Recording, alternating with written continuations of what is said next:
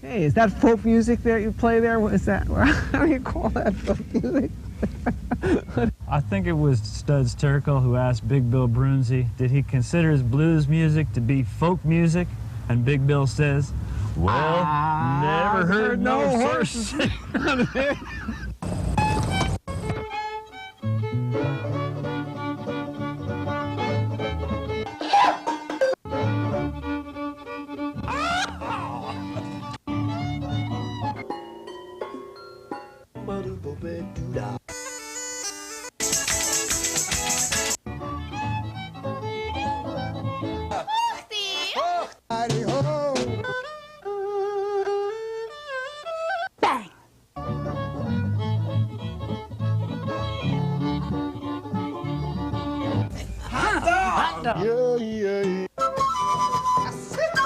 Don't hesitate.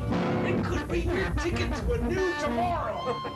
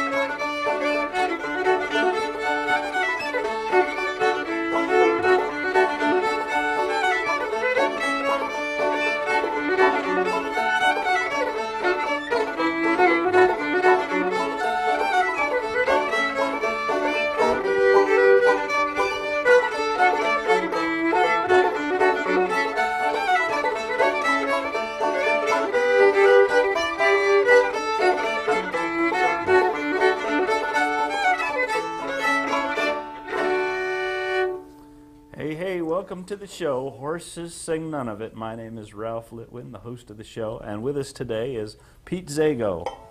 Welcome to the show. Nice to be here. Playing the old-time fiddle. And Pete is a collector of banjos and banjo music and styles, and we asked him to come on the show to talk about his very interesting hobby, to me, a banjo player. And so you wanted to start with talking about that kind of music that we just played, I think. Yeah, let me grab your banjo Sure. for a minute. We played fiddle and banjo music, which is kind of the archetypal music you expect of a banjo. It's the ancestor of square dance music, bluegrass music, and I think when we all think about that, and when we think about the banjo, we think of southern white folk music of one sort or another. But one of the most intriguing things is that the banjo, in fact, is a African-American instrument. It's actually one of the only truly American instruments, and certainly the only African-American instrument. And what's also interesting is that it grew with America's paying attention to African-American music, and there was a lot of string band music that was black as well as white. As a matter of fact, I brought a picture that might be interesting to look at. I don't know if you can get a shot of this, Tom. Probably a pretty typical view. This was done in the 1880s. It's the same kind of string band that you'd expect on Grand Ole Opry, but here is a number of African Americans with an old banjo, two fiddles, and a cello, probably playing square dance music, going to a square dance or coming home from a square dance. The first banjo was invented somewhere in the 1830s. That's a long time ago. That's around the time that I guess Andrew Jackson was president, and it came from a instrument that was somewhat like this. This is a gourd banjo from old paintings. This is what we guess the original slave instrument looked like. and it sounds real interesting. It sounds real bluesy, and you can imagine that instead of being a kind of bluegrass instrument, this really would be the kind of instrument that would be the music that was the ancestor of the blues might come from. And I'll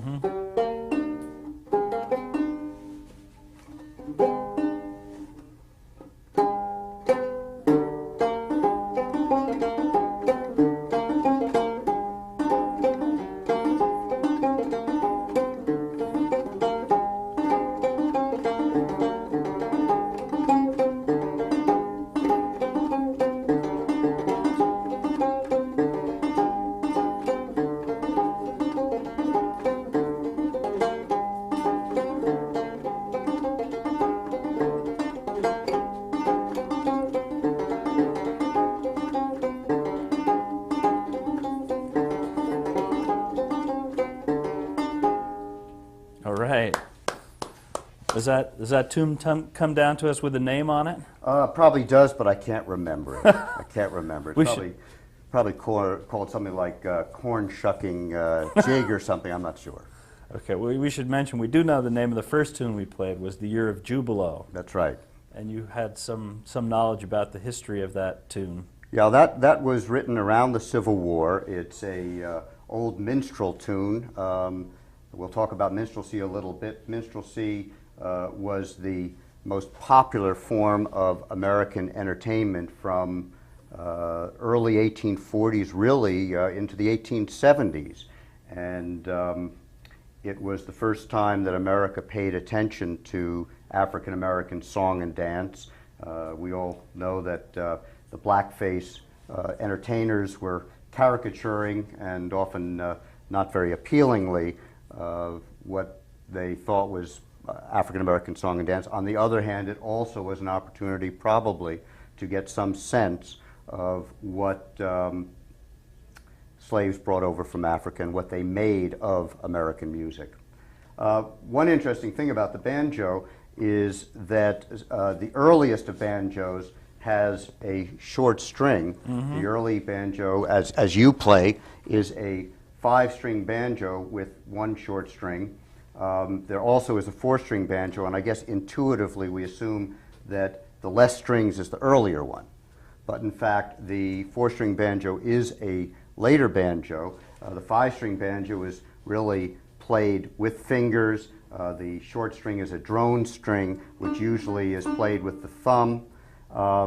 And at the turn of the century, when the banjo was used as a rhythm instrument in the emerging Dixieland brass bands, well, finger-style banjo couldn't keep up with the loudness of the brass instruments. So banjo players started using a plectrum. Once they did that, the short string, which was meant to be played with a thumb, became irrelevant and it disappeared. So the Dixieland banjo, the 4-string banjo, is a later development. This, in fact, has 4 strings on it, but one of them is a drone string. Yes, good point. And that's how the original Gourd Banjos are pictured, apparently? Yes. And in fact, this was just made in the last couple of years based on a painting from the 1840s that we've studied. Somewhere in the 1830s, a couple things happened. First of all, there was the first professional banjo players. They probably started out in the circus and then eventually started playing on stage. The Gourd Banjo is pretty difficult to keep in tune. It's pretty delicate. In fact, none of the original Gourd Banjos have survived. We've never seen one. Also, these banjos had the skin attached with tacks, which also is a pretty difficult thing to control. If you want to tighten the skin or loosen the skin, you just can't do it with tacks. So in the 1830s, as professionals began playing the banjo, first of all, they exchanged the gourd for some sort of rim, and they probably used a cheese box or something else that was ready-made. They also developed, there were a number of techniques for mechanically tightening the head so that you could keep that in tune. And the other thing that happened, which you alluded to, is that they added a fifth string, but the fifth string was not a short string. It was, in fact, a bass string. And we've got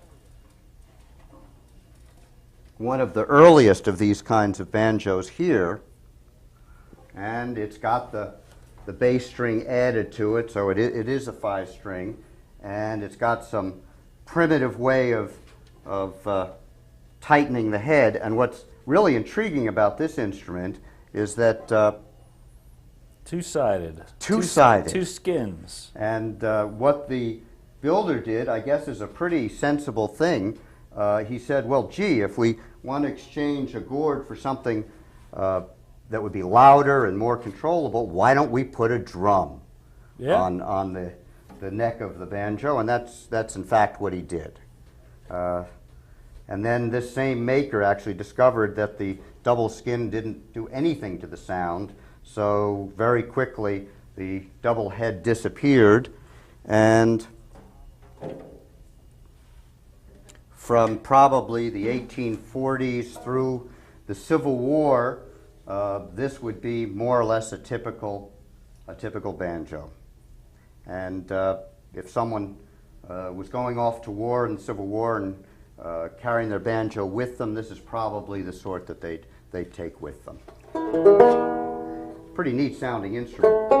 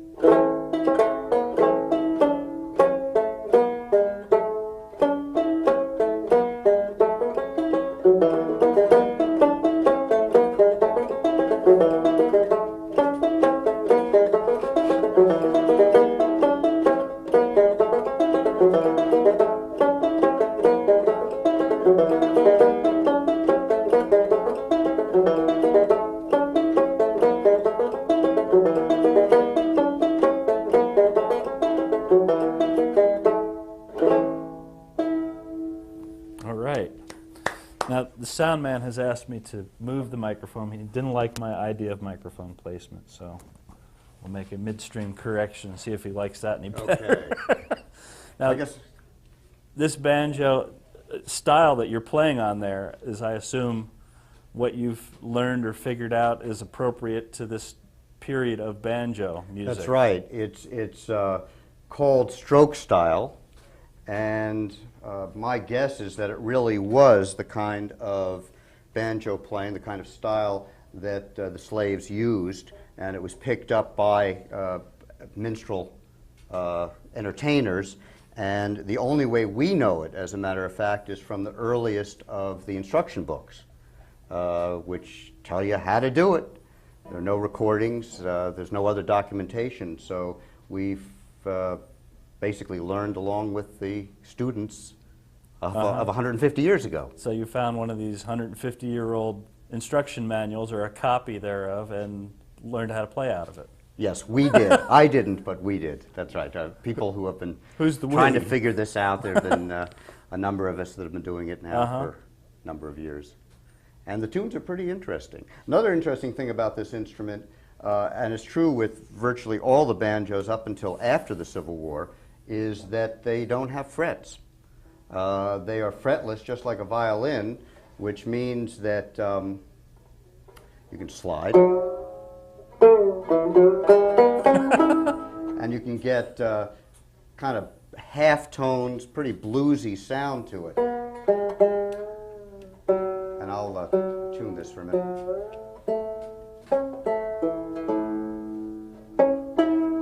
This is not an old tune that I'm going to play, but it's a southern fiddle tune played on the banjo. But the way I'm playing it, I think, gives you an opportunity to almost imagine what it must have been like for someone who 30 years later invented the blues might be playing on the banjo. A real bluesy sound to it. Make sure I'm in tune.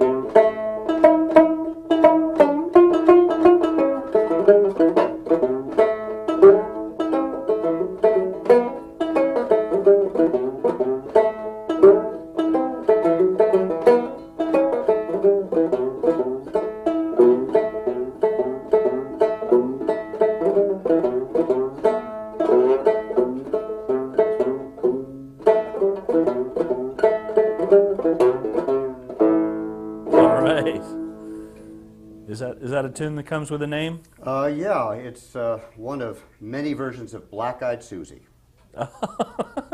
You probably know some others. Yeah, cool. All right. So, these were the kinds of banjos up until the Civil War. And my guess is that there were almost no manufactured banjos. There were very few manufactured banjos at this time because the instrument wasn't popular enough to warrant anyone going into business to make them. So I expect that most of the ones like this were made one of a kind for a professional musician, for a blackface minstrel musician. And then now how did they make that rim? Is that a solid piece of wood that's bent, or is that? That's right. Yep, it's steam bent, and then there's a scarfed connection here, and it's glued, and somehow it's survived. Amazing. It's amazing. Cool. I think with the Civil War, a lot of people became interested in playing the banjo, and shortly thereafter, manufacturers started making banjos, and it became a very, very popular instrument. I brought one of the early manufactured banjos, if you can This one? hand me that one. And Pretty fancy. it's pretty fancy. Most of the early ones, the early manufactured banjos, were very, very simple. But this one was, I guess, a high-class, expensive factory-made banjo.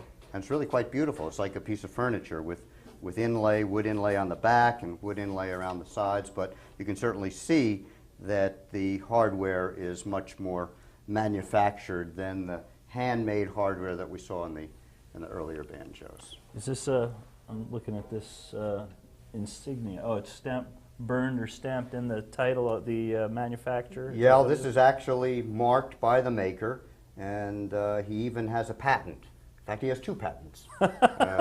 This is the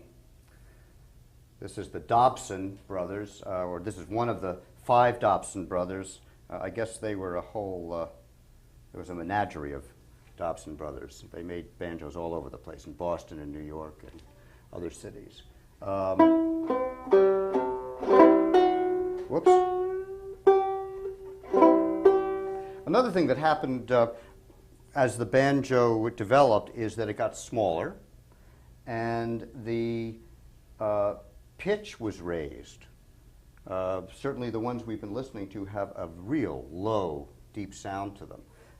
By about this time, they've been moved up 2 or 3 whole steps, so they sound much brighter, much more like a contemporary banjo. But even at this point in time, originally the strings were gut. They still are gut here. They hadn't started using metal strings in the 1870s. I'll play a song. I think it's called Belle of Lexington.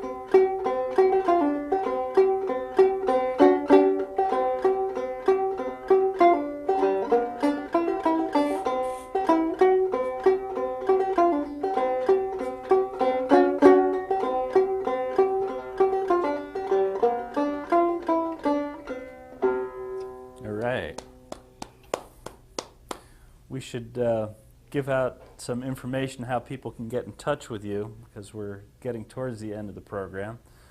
Pete Szego can be reached, if Steve flashes the information there, at Szego, that's P-S-Z-E-G-O, at bellatlantic.net, or you can call Peter at 908-369-7571. If you're fascinated by old banjos, Peter's the guy you want to talk to. That's right. Or if you have an old one and want to know a little bit more about it, just give me a call. Do we have time to look at another one before we play a tune? I think we do. We have about 5 to 6 minutes. So good. Why don't you give me this? This is a very interesting looking instrument. Around the time of ragtime in the 1880s, 1890s, the banjo became real popular. And as a matter of fact, yours is a great example of what I'd call a Victorian banjo. By this time, the banjo had moved from the stage, from raucous minstrel performances, and became the darling of polite society, and ladies in nice dresses would play the banjo, play light classical music on this kind of banjo in their parlors. So it really had come of age. And this banjo is really quite wonderful because it's got engraved inlays there. It has engraved pearl. It has wonderful carving on the back. So a lot of love and a lot of attention was paid to that kind of banjo. There also were banjo orchestras at this time, and they had banjos of all sizes. There was a piccolo banjo about this big, and there was a banjarine about this big, and this was the standard-sized banjo, and then they even had a cello banjo this big, which was sort of the bass.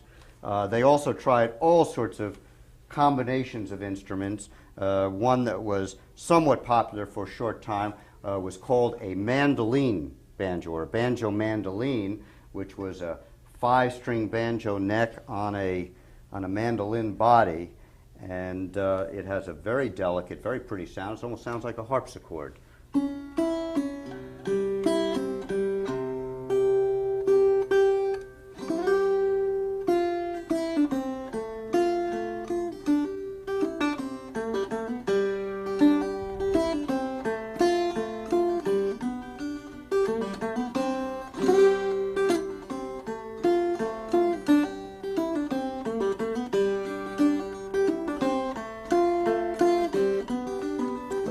Fly.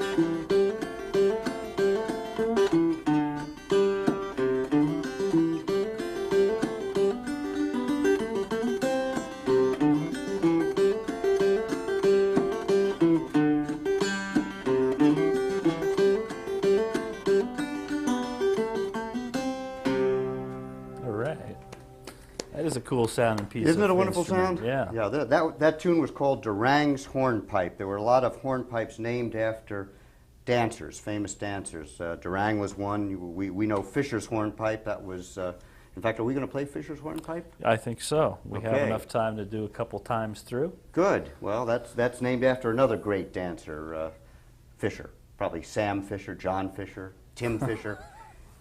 Mr. Fisher. Mr. Fisher to you. That's right.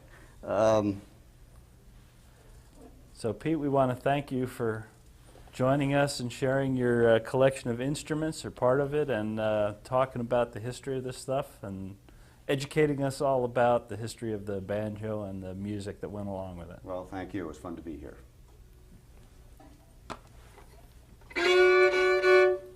So this is Fisher's Hornpipe.